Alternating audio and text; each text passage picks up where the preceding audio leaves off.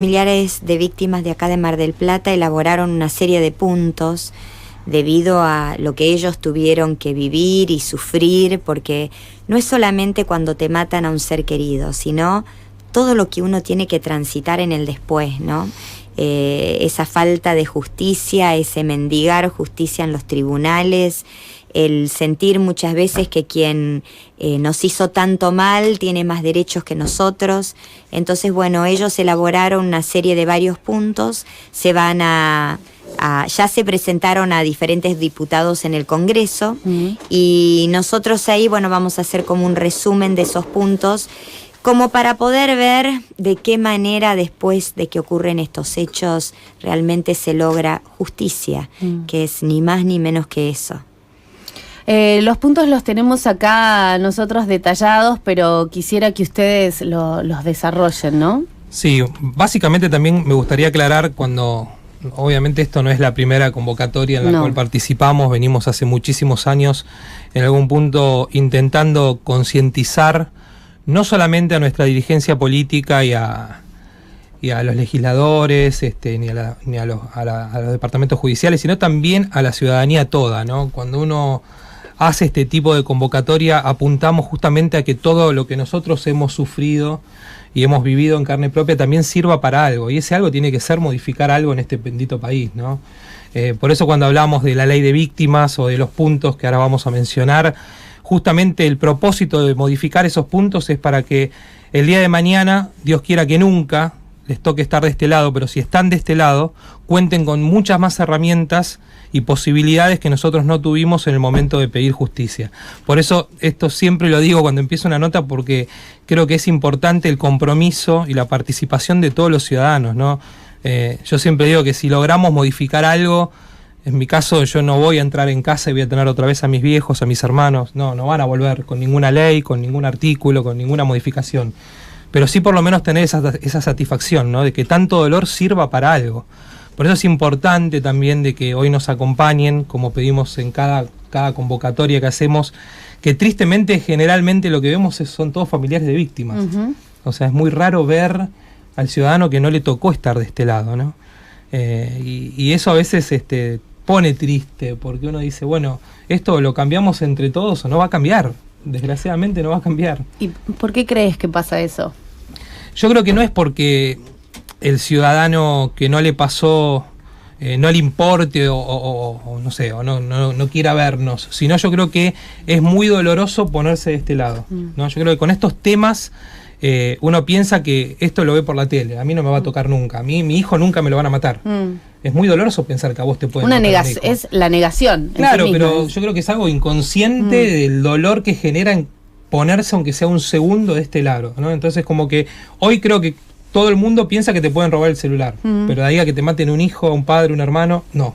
Sin embargo, los puntos que yo estoy viendo que ustedes plantean en esta cuestión, que me pareció súper atinado, una frase que dice: no vamos a criticar al Poder Judicial, pero le vamos a pedir una serie de cosas.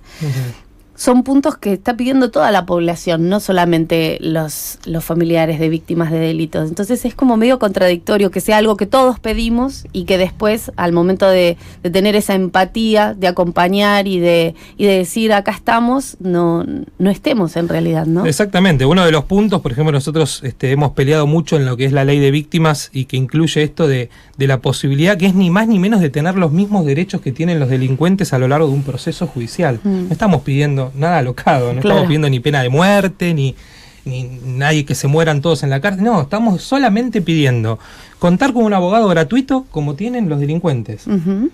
O sea, ni más ni menos. O sea, no puede ser que una persona, un ciudadano que se transforma en víctima de delito dependa de si tiene una situación económica favorable o no para poder pagar un abogado y constituirse como parte, siendo justamente el actor dentro del proceso, que es el que menos eligió estar en esa situación, no lo eligió.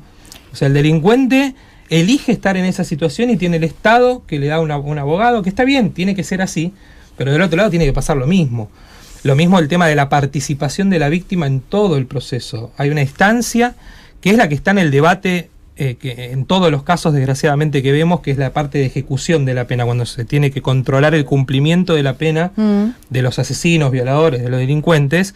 En esa instancia la víctima es completamente excluida. Con la ley de víctima que se sancionó este año hemos logrado que se la informe a la víctima y se la escuche, pero sigue sin ser parte.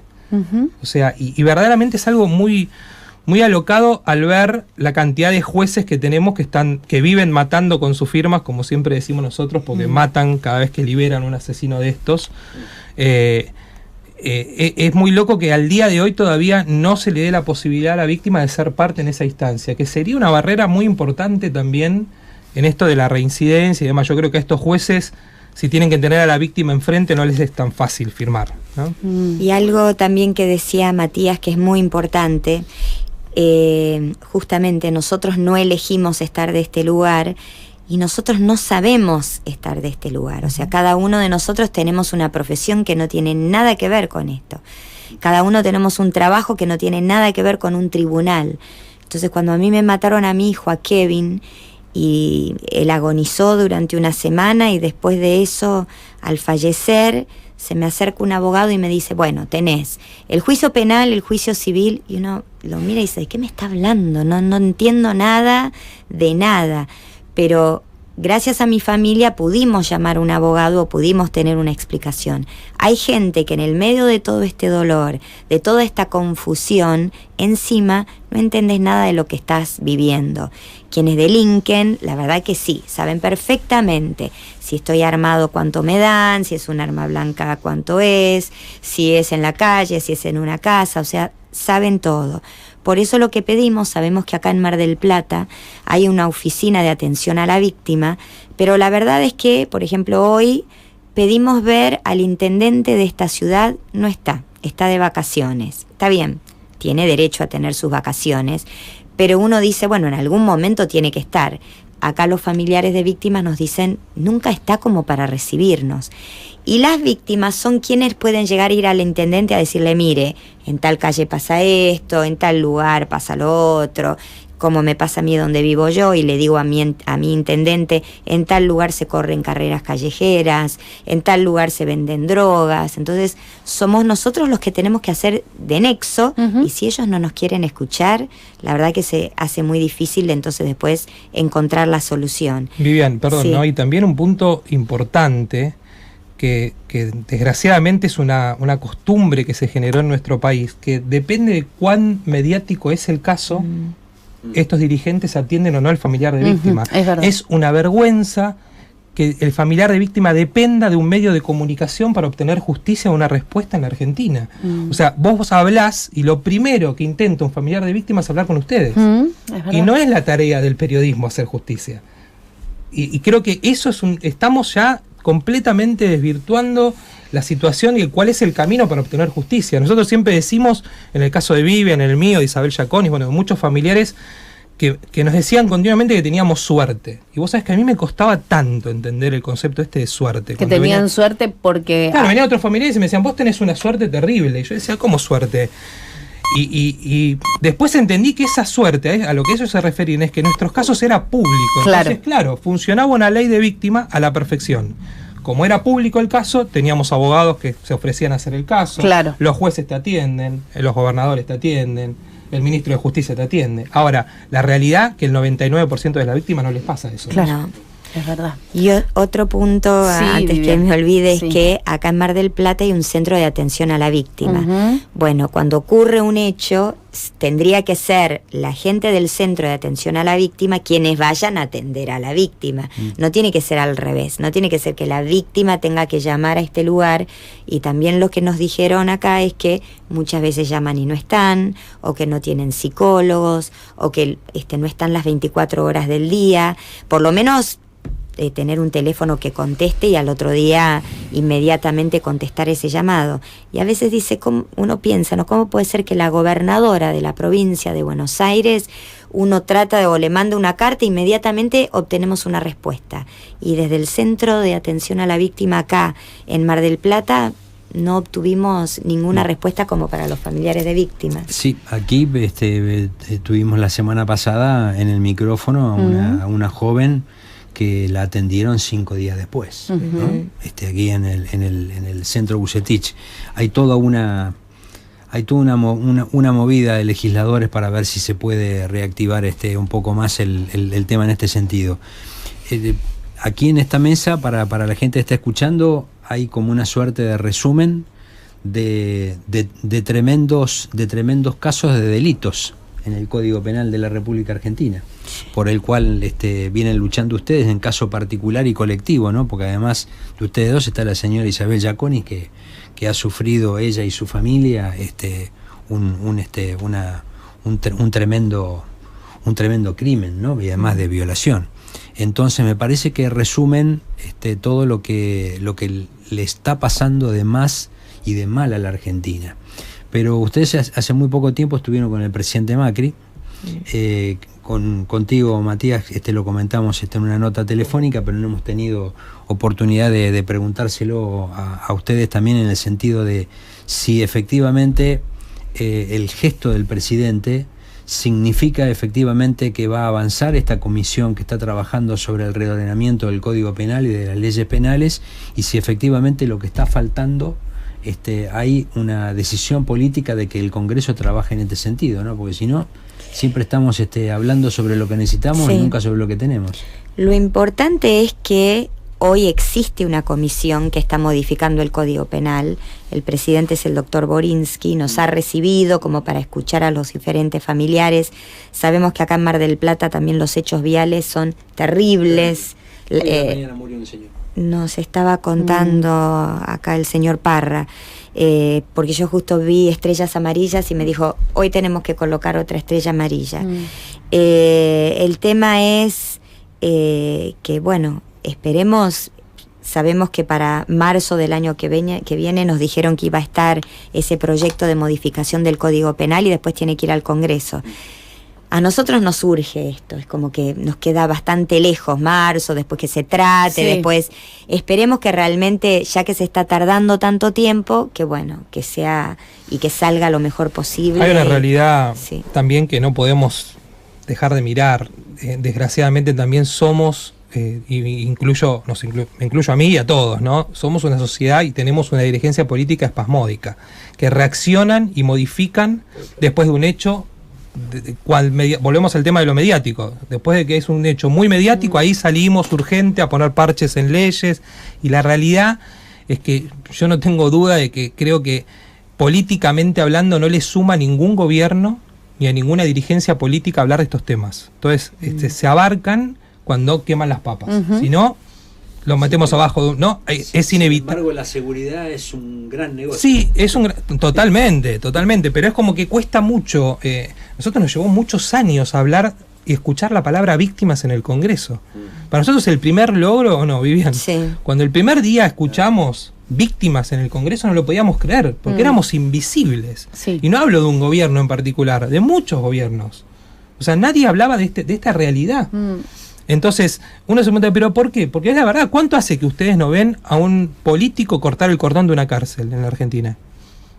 No hay hace mucho que no se construye una. Por eso. Porque no suma. O sea, es la realidad. Y vos hablás con los jueces y cuando te dicen, ¿por qué lo libraste? Y bueno, tenemos las cárceles saturadas, hay que dejarlo salir. Bueno, claro. Ese es el punto. Creo que ustedes hablan de la inclusión de la víctima en la causa, que deje de ser una querella para formar parte de la causa, sí, que tenga la disponibilidad de un abogado del Estado, efectivamente, el acompañamiento de la familia, pero que además tenga ese abogado la posibilidad de hacer cosas que un abogado querellante hoy no las tiene.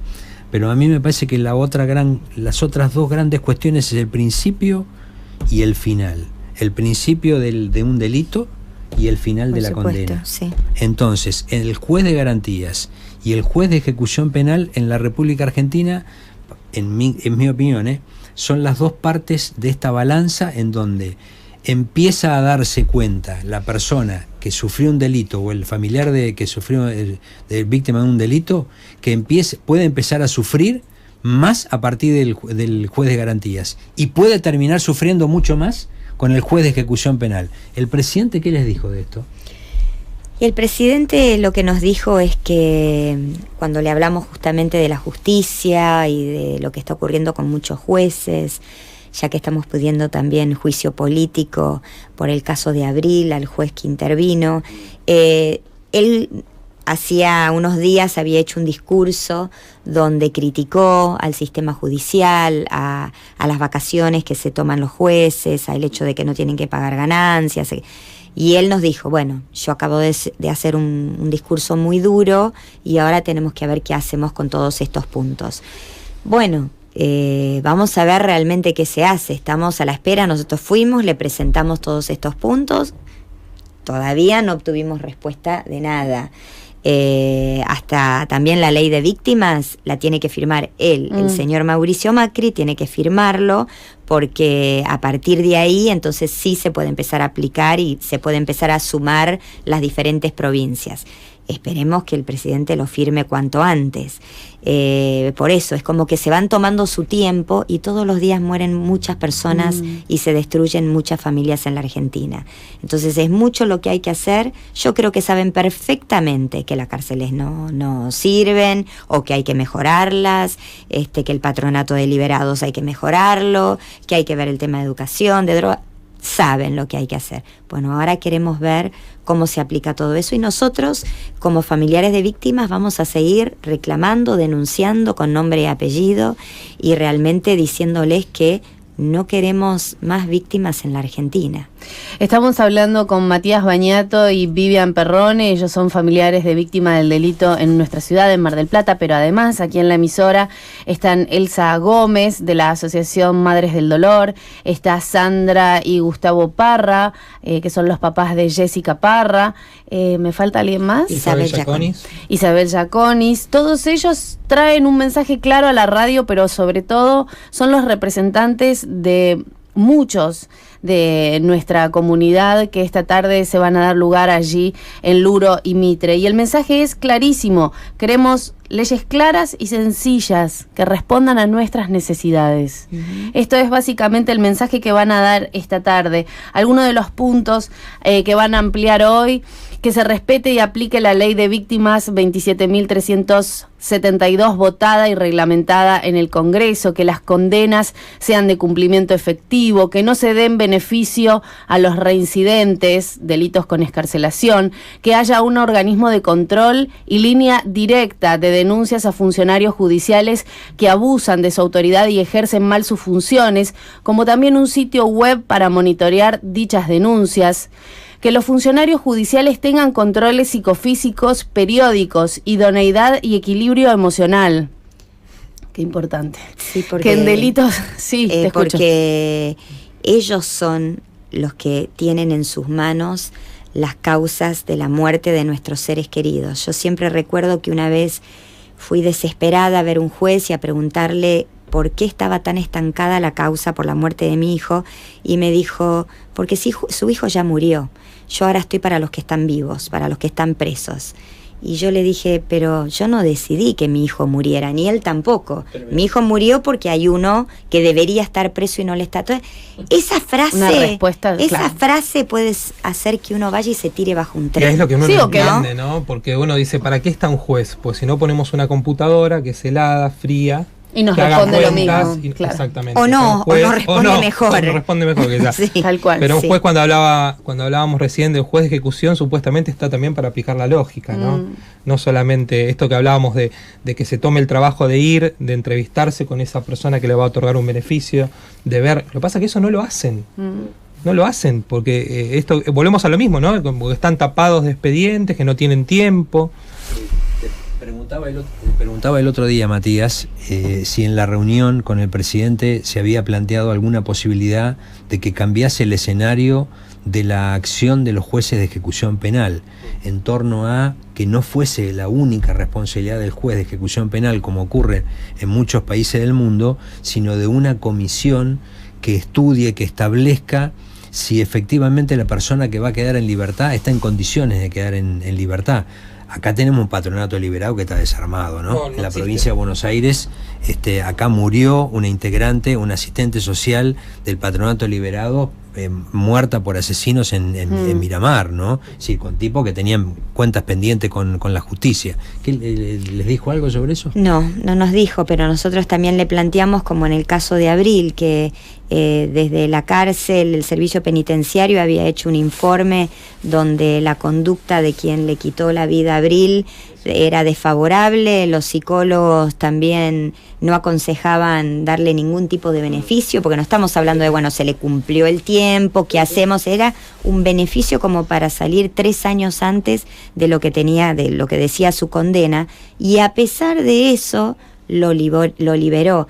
Entonces uno dice, entonces ¿para qué entonces que no hagan nada, no seamos hipócritas, no tengamos psicólogos, que no se pregunte por la conducta ahora, dentro de la cárcel. Vivian, perdón, Sí. no que te interrumpa, pero en el caso de Abril, por ejemplo, puntualmente, tenemos un caso aún peor, porque no fue solamente la firma del juez Villafañe que dejó libre a este asesino, sino que también hubo un tribunal de alzada, la Cámara, claro, que fue integrada por 3 jueces que también avalaron la decisión del juez. 2 de los 3, sí. ¿No? Entonces, a esto voy, es mucho más grave la situación, porque miren los filtros que hubo. Acá tenemos 2 de casación penal que renunciaron, bueno, porque tenían que renunciar y para no quedarse sin la jubilación. Y cuando empezamos a ver la historia, imagínense, bueno, en el caso nuestro tenés Axel López, Salaris, Rossi, y los que son públicos, porque si uno empieza a ver la cantidad de casos a lo largo y a lo ancho de la Argentina, casos como el de Abril, de jueces de ejecución, lo que pasa es que vuelvo a lo mismo, como no son públicos, claro, a esos familiares nadie los escucha, son invisibles,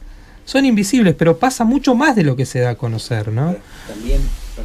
También le pasa a la gente de la justicia. Hoy a la mañana planteábamos el caso de, hoy a la mañana, el titular de Contencioso Administrativo 1 de La Plata se tuvo que presentar en la Fiscalía General de La Plata porque tiene una causa por no cumplir con los deberes de funcionario público. Ese juez, Luis Arias, fue el que hizo posible que en lugar de 57 muertos reconocidos por la provincia por Scioli en su momento, el 2 y el 3 de abril por la inundación en La Plata, pasaran a ser 89 las víctimas fatales.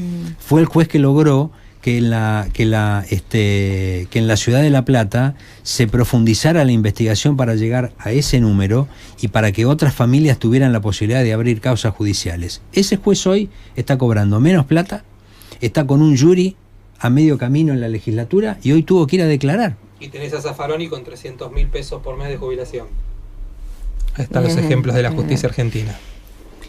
Bueno, cuando arrancábamos esta mañana y hablábamos sobre eso, decíamos que ningún otro tema musical ilustraría mucho mejor nuestro país que El Reino del Revés de María Elena Walsh. La verdad es que los escuchamos hablar, cada vez que los escuchamos hablar nos agarra una especie de violencia, ¿no? De ira contenida, de conocer las historias, de sabernos en ese lugar posible, de pensarnos no acompañados en ese lugar en el que ustedes están. Y es por eso que volvemos a llamar a toda la comunidad de Mar del Plata, a todos los que nos están escuchando, acompañarlos esta tarde a las 18:30 horas en esta movilización que se va a llamar ¿Hasta cuándo? Que se llama ¿Hasta cuándo?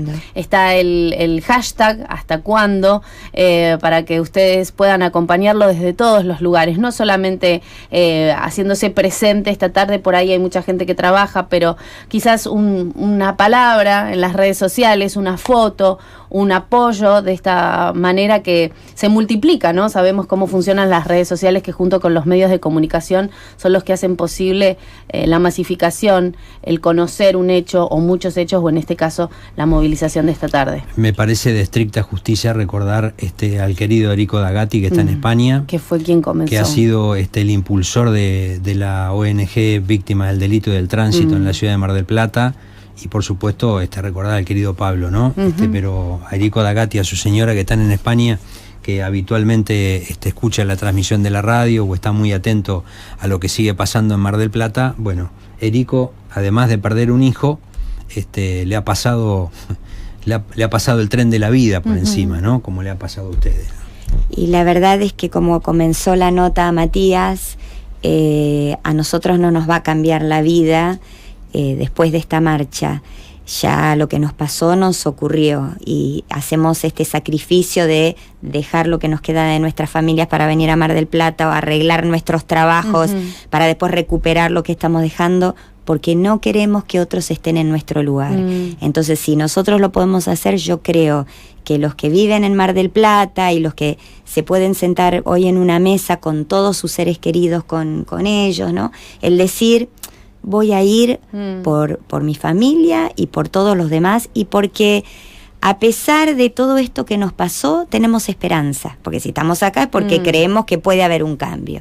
Entonces tenemos esperanza de un cambio, sabemos que se puede llegar a modificar todo esto, creemos que podemos vivir en un país mejor y dejar para nuestros seres queridos un país mejor, y en nombre de los que se fueron, estar acá y decir, bueno, esto ocurrió, pero a partir de ahora se va a producir un buen cambio, y sabemos que va a ser así, y esperemos que hoy todos en la plaza podamos decir, ¿hasta cuándo? Hasta hoy. A partir de mañana vamos a tener un cambio en Mar del Plata, un cambio en La Plata, un cambio en toda la Argentina. Pero bueno, tenemos que hacernos cargo de eso, ¿no? Totalmente, totalmente. Que no quede en un eslogan o en un deseo, ¿no? Que sea acción realmente, que la palabra se transforme en acción. Y después, bueno, los puntos, como vos bien decías, y había una parte de la entrevista que Vivian dijo, nosotros no estudiamos ni abogacía, ni somos legisladores. Para eso hay gente que está cobrando sueldos y que eligieron estar en esa situación. Nosotros podemos hablar, desgraciadamente, de lo que conocemos, que es del dolor, y de nuestra experiencia con la justicia. Las modificaciones que tienen que hacer, como dijo Vivian, ellos lo saben muy bien cuáles son. Entonces, la verdad que nosotros no vamos a poner a dar cátedra de que hay que modificar en el código y demás. Creo que para eso están cobrando un sueldo y para eso quisieron estar en el lugar en el que están, ¿no? Bueno, ellos tienen que trabajar para solucionar la situación.